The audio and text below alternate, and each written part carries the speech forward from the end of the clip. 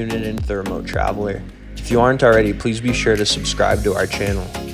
Now we're about to get into this video of downtown Beirut. بتشكركم كمان لأنه عم تحضروا ريموت ترافلر فيديوز. بهذا الفيديو رح ناخدكم بجولة على وسط المدينة ببيروت.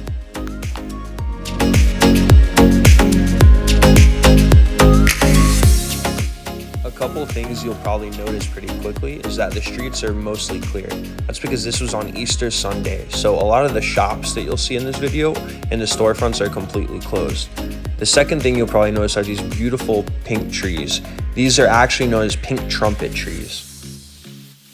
في شغلتين يمكن رح تنتبهوا لهم هلا بالفيديو. اول شغله هن هدول الشجر الحلوين يلي هن بنسميهم البينك ترومبت تريز. ثاني شيء انه تقريبا كل المحلات مسكره ببيروت لانه هيدا نهار احد، وكمان غير انه نهار احد عيد الفصح، فكل المحلات اكيد يعني بالسوق كانوا مسكرين.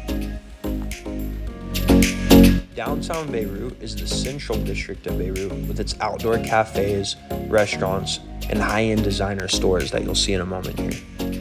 وسط المدينة ببيروت معروف بالمطاعم والكافي شوبس اللي هن برا most of the time، وكمان بالديزاينر شوبس. وسط المدينة مطرح يعني كل السواح بيزوروه، كمان إذا رح يعملوا شوبينج. بس للأسف من بعد الانفجار اللي صار ب4 آب last year، وكمان من وراء الوضع الاقتصادي السيء، كتير من المطاعم والقهوة والمحلات سكرت. Getting to downtown from other parts of Beirut or one of the bus stations is easy. Simply hop in any taxi or service and ask for downtown. توصل على وسط المدينة كتير هين، يعني فيك تلاقي any taxi وتقول له إنه يوصلك على downtown Beirut وبتوصل بسهولة.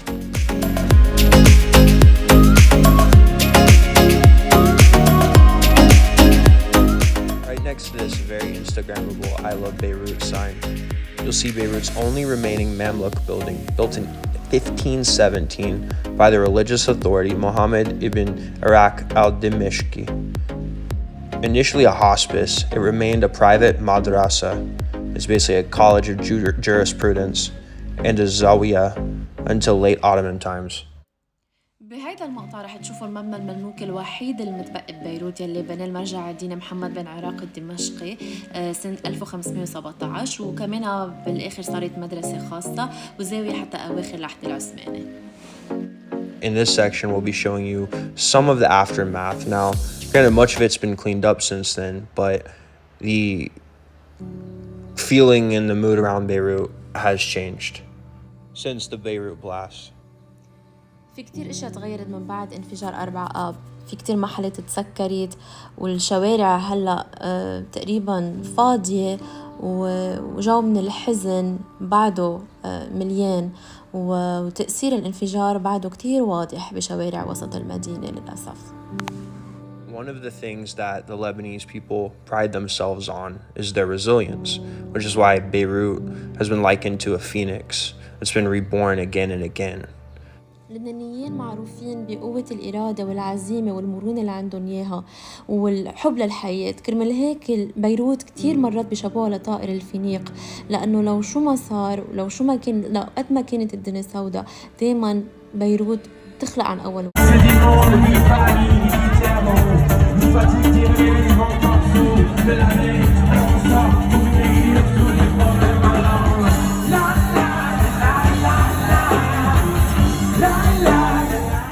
That was Beirut before the blast, and that's the Beirut that I think everybody is hoping will return. هيدا بيروت اللي كانت قبل الانفجار، وهيدا بيروت اللي نتمنى كلها انها ترجع مثل ما كانت. Much of the beauty that existed before the blast is still here.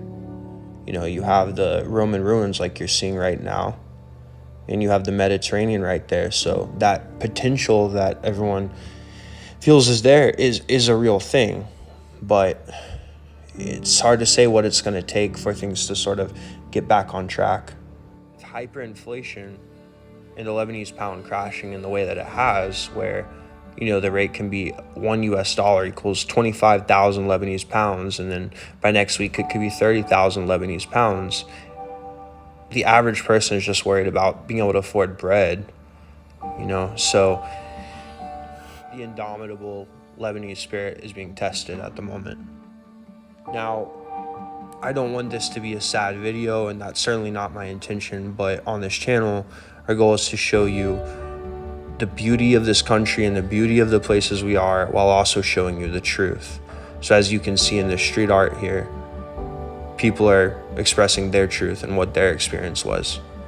Where are my children?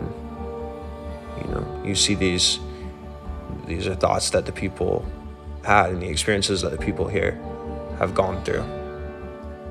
انفجار 4 آب والوضع الاقتصادي السيء اللي كان مبلش من قبل الانفجار وصار أسوأ بكتير من بعده أكيد غيرت الحياة كلها بلبنان وحياة اللبنانية. انهيار الليرة اللبنانية خلت ولهلأ بعدها عم بتخلي معظم اللبنانيين يعانوا. عيال ما معها مصاري حتى تعيش ولادها، براد فاضي، عالم قاعدة ببيوتها مش قادرة تشتغل، غلا منه طبيعي. نحن مش حابين هذا الفيديو يكون فيديو حزين، بس نحن حابين كمان ننقل الحقيقة. بيروت حلوة، لبنانيين عندهم القوة والإرادة إنه يعيشوا وعم بيكافحوا، بس هلأ اللبنانيين عم بيعانوا وبيروت بعدها حزينة وعم بتعاني. It's interesting that Easter and Ramadan actually coincide this year. If you'll notice, there's a mosque and you see the cross, there's a church right next to it. So it's intentionally set up that way because they want to show that Islam and Christianity and the various religions of Lebanon can coexist peacefully. This particular mosque is the Mohammad Al-Amin Mosque, also referred to as the Blue Mosque. It's a Sunni Muslim mosque located in downtown Beirut, Lebanon.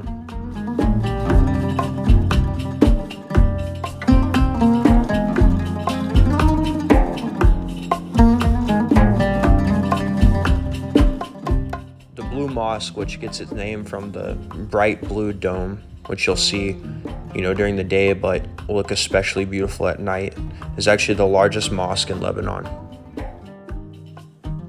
مسجد محمد الأمين هو أكبر مسجد بلبنان، وأكيد بس تشوفوه بالليل مضوى كمان it's something else. Over in that direction is actually where Martyr and Ashrafia are, which you've seen in our other videos. كمان أول شي بتنتبهوا له بس توصلوا على وسط المدينة المسجد والكنيسة حد بعض، وهيدا صورة لبنان، لأنه هيدا الشي بيرمز على التعايش المشترك وعلى السلام وعلى الانسجام بين كل الشعب اللبناني. This line of 5 columns, discovered in 1963, was found to the left of St. George Maronite Cathedral, and these were once a part of a grand colonnade of Roman Berytus.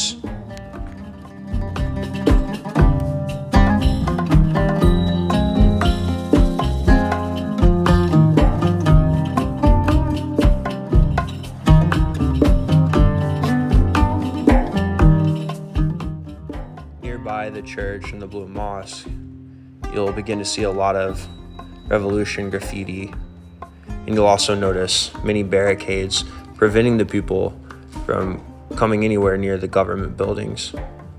إذا بتتمشوا شوي لقدام بتشوفوا حيط الثورة يلي عليهم الجرافيتي والمسجز يلي العالم رسمتها أو كتبتها عن الثورة وعن الحكومة.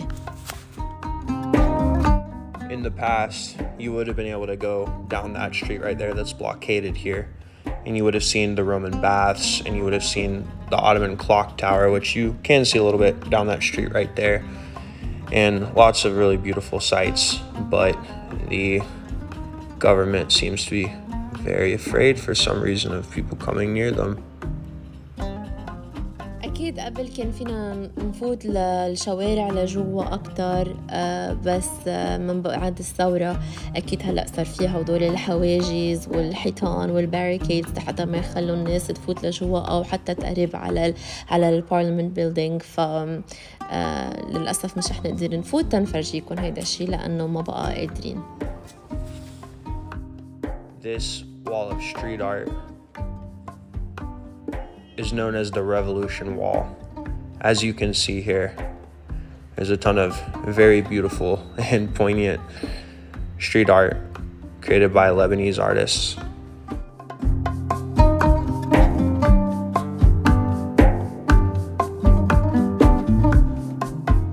Thank you for coming on this video tour of downtown Beirut and for getting a taste of Lebanon. If you've enjoyed this video, please be sure to like and subscribe to our channel. All the support is very appreciated. We'll be continuing to put out content about Lebanon as well as other countries and other content for digital nomads and other people looking to go remote. نتشكر عن جديد متابعتكم ومشاهدتكم لهذا الفيديو. أكيد إذا حبيتوا هذا الفيديو أو الشانل وحابين كمان تشوفوا غير فيديوز ومقاطع عن غير مناطق بلبنان أو برا, subscribe to our channel.